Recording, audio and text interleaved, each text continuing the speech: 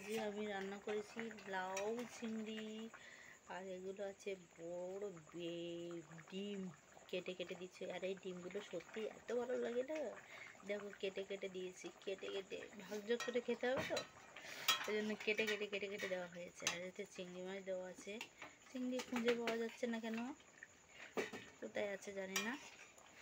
আর দেখো আমি রান্না করছি, আর একদম বাড়ির মশলা, একদম খাঁটি মশলা গুঁড়ো করে, ওই দেখো করে মিক্সিতে গুঁড়ো করা হচ্ছে।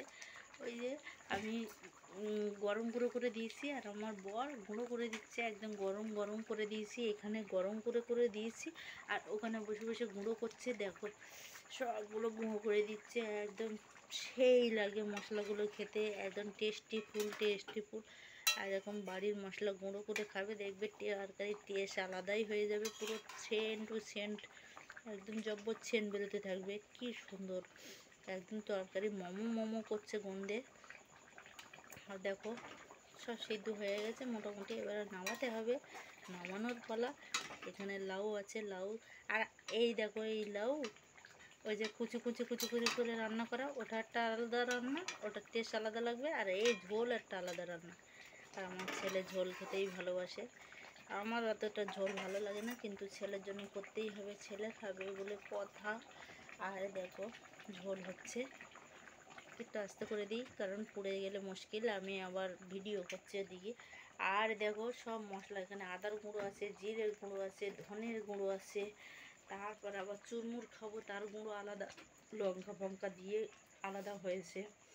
আর এখানে মশলা, এই গুঁড়ো সব গুঁড়ো করে রেখে দেওয়া হয়েছে, সব গুঁড়ো বিভিন্ন রকমের গুঁড়ো, সব গুঁড়ো বাড়ির মশলার গুঁড়ো, একদম বাড়ির মশলার গুঁড়ো করে একদম এখানে ভেজে দিয়েছি প্রথমে, দিয়ে ওখানে গুঁড়ো করা হচ্ছে। এত সেন্ট, কি সেন্ট বলে বিশেষ করবেন, এত সেন্টু বেরোচ্ছে, সেন্টু হয়ে গেছে, একদম সেই সেন্টু হয়ে গেছে।